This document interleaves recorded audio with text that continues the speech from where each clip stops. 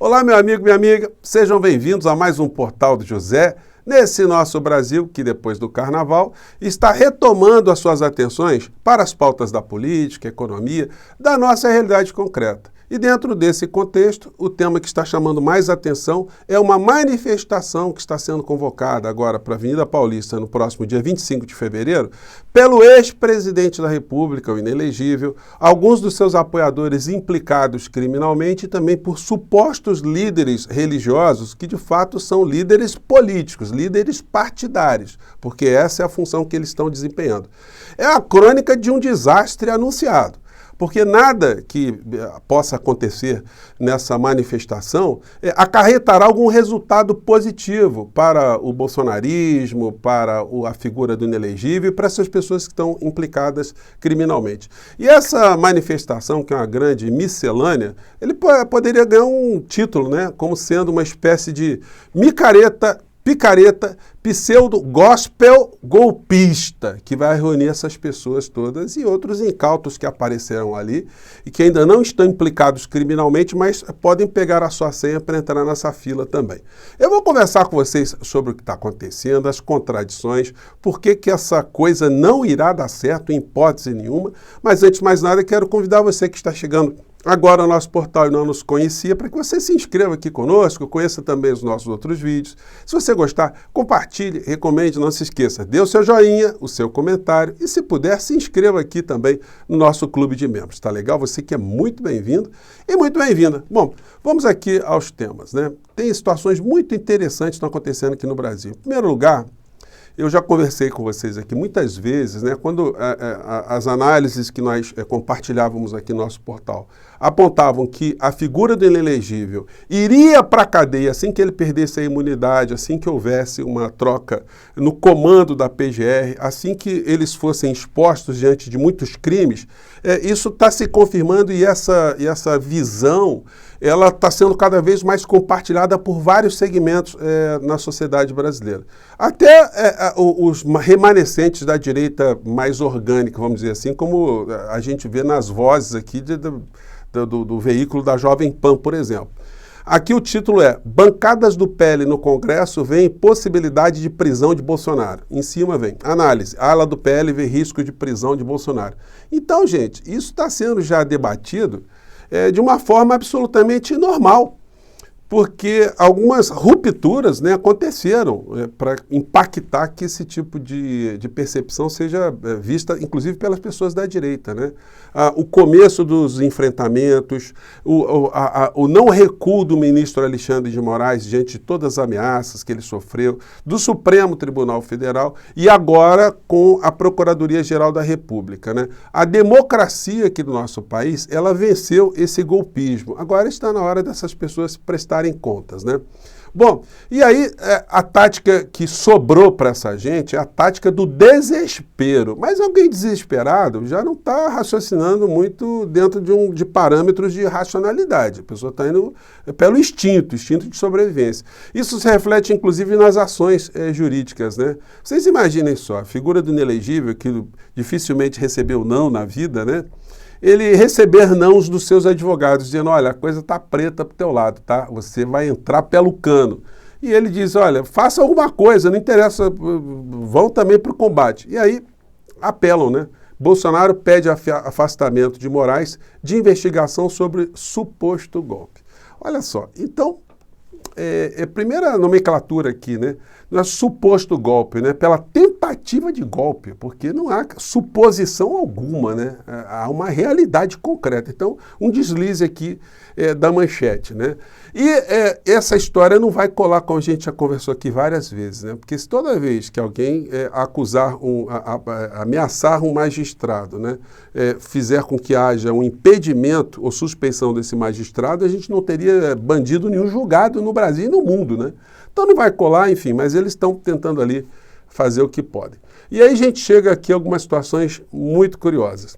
A senhora Michele, que anda separada de fato, né, da figura do Bolsonaro, e a gente já conversou aqui algumas vezes sobre essa questão, e essa separação, ela não se formalizou ainda porque há um interesse político, tanto de Michele Bolsonaro, quanto de Jair Bolsonaro. Porque nada explica afastamentos rotineiros, né? São pessoas que não conseguem conviver mais uns com os outros ali, né? Essa história que eles falam de família, isso já virou uma farsa há muito tempo. Ninguém se entende ali. A Michelle não se entende com os filhos de Bolsonaro do primeiro casamento, do segundo casamento. Eles não elogiam, eles percebem que ela é um sujeito político que pode ocupar um espaço. Então, há um sentimento de desconfiança. Vocês imaginem só se a primeira ex-esposa do Bolsonaro acredita muito na terceira. Se a segunda acredita muito na primeira e na terceira. Então, é uma cisânia total. E aí surgem outros episódios que ninguém gosta de tocar, que são questões que dizem respeito à família, né, ou pelo menos a ideia de família, que, se expostas, vão revelar algumas contradições muito curiosas no meio dessa história toda. Então, a senhora Michelle, que está ganhando um salário muito alto, que ela nunca pensou em ganhar na vida dela, lá do PL, 41 mil reais, fora de outras situações que ela já está começando a ganhar dinheiro também, como ela agora iria nos Estados Unidos fazer uma série de palestras em igrejas para expandir o conservadorismo brasileiro para os Estados Unidos, R$500 cada ingresso, né, de cada pessoa incauta que comparecesse a essa turnê que a Damares está fazendo lá. A Damares está botando um dinheirinho na bolsa também, né? Bom, e aí é o seguinte, ela está sendo convocada porque ela hoje é um agente político, né? Embora ela não esteja com o Bolsonaro. Vocês vejam, as idas e vindas são coisas assim, de gente que não se gosta mesmo, né? Até um amigo ficaria mais próximo do Bolsonaro do que a senhora Michelle, né? São coisas aí de fundo para desmontar, né? Que desmontam o discurso farsante que essa gente faz sobre o tema família, né? Bom, Michelle puxará oração em ato de Bolsonaro em São Paulo. Então ela está sendo convocada para fazer oração. E aqui na nota oficial tem uma peculiaridade que me chamou a atenção, que achei muito interessante. Após cancelar o tour em igrejas evangélicas, que faria pelos Estados Unidos, Michelle Bolsonaro confirmou a presença em ato convocado pelo marido para o próximo dia 25/2 em São Paulo. Durante a manifestação, ela deverá puxar uma oração pelo Brasil. Por seu marido também, né? Pelo ex-presidente.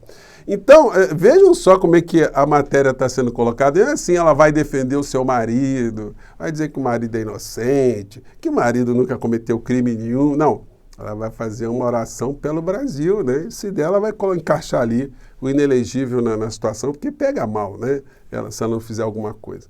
E a gente vai vendo vários indicadores, né, da corrosão daquilo que eles colocam como bandeira e que é uma verdadeira farsa, né? No Natal antes do Bolsonaro perder as eleições, a Michelle fazia reuniões com criancinhas lá no palácio, né? Ela se fantasiava aqui de fada madrinha, sei lá, de Rapunzel, de Branca de Neve, distribuía bicicleta, e aqui musiquinhas ao fundo, né? Enquanto estavam no poder, também faziam apresentações aqui, davam os seus olas de Natal, né? Desejando Natal, Ano Novo. No ano de 2022, já tinha algumas cisânias no casal que fizeram que eles não aparecessem publicamente. E a gente vê matérias assim, né, na época, né? Brigas e unfollow, as tretas de Michelle com os 3 dos 4 filhos de Bolsonaro. Tem um momento que a Michelle parou de seguir o Bolsonaro nas redes. Quando isso acontece, isso é que eles chamam de unfollow, né? Acho que a pronúncia é essa aí. As pessoas botou para baixo, né? Não tá seguindo mais. Aí a gente vai vendo situações como essa aqui. Michelle embarca em voo de Brasília para os Estados Unidos e deve se encontrar com Bolsonaro em Orlando. A Michelle ficou no mês de dezembro, ela não foi com Bolsonaro para os Estados Unidos, ficou lá alguns dias e voltou para o Brasil com o seu maquiador, né? Essa figura que também gera muita celeuma nas redes sociais, né? Muitas maledicências. E ela voltou para o Brasil e ficou longe do Bolsonaro, e Bolsonaro lá nos Estados Unidos. Lembre-se que Bolsonaro levou a grana dele toda que tinha em banco lá para os Estados Unidos, né? Por que ele fez isso, né? Bom, e aí ela ficou no Brasil até surgir o escândalo das joias, os diamantes que tinham entrado aqui ilegalmente, se ela tinha embolsado relógio, se não tinha, como é que era essa história. Ela estava longe do Bolsonaro. Então o que ela fez? Ela voltou para os Estados Unidos dia 14 de março. Michele embarca em voo em Brasília para os Estados Unidos e deve se encontrar com o Bolsonaro em Orlando. Gente, situações muito complicadas, né? O Carluxo, que estava lá nos Estados Unidos, ele simplesmente saiu quando a Michele chegou e foi para Orlando. Isso mostra aí como a situação do clã, né? É uma situação totalmente apodrecida, né? Eu queria usar uma expressão mais leve, mas não dá, né? Filha de Carlos Bolsonaro e Marta Seilier nasce nos Estados Unidos. É uma questão que está gerando muita polêmica também, porque o Carluxo, quando ele vai para os Estados Unidos, ele não vai para Washington, onde estaria a mãe da sua filha. Ele vai para Atlanta, né? Um negócio assim, muito estranho, né? Esse cara teve um filho com essa mulher, mas ele não acompanha absolutamente nada, ele assumiu a paternidade 2 dias antes dessa mulher gerar a criança.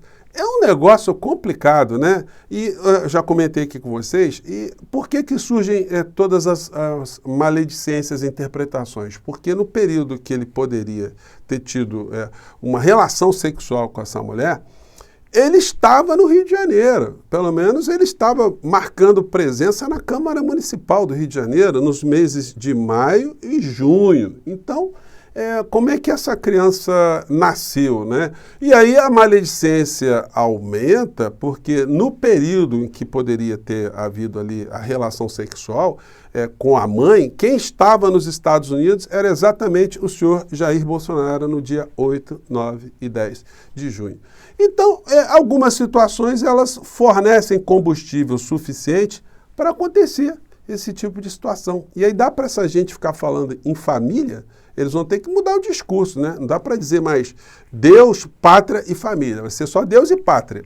Porque família eles não têm. Eles têm um ajuntamento de pessoas desagregadas que fazem esse discurso hipócrita, que defendem as famílias e atacam as pessoas que, de fato, têm uma preocupação com uma sociedade muito maior de sermos, né, todos nós, agressores das famílias, como se nós, os progressistas, as pessoas de esquerda, nós odiássemos família, né?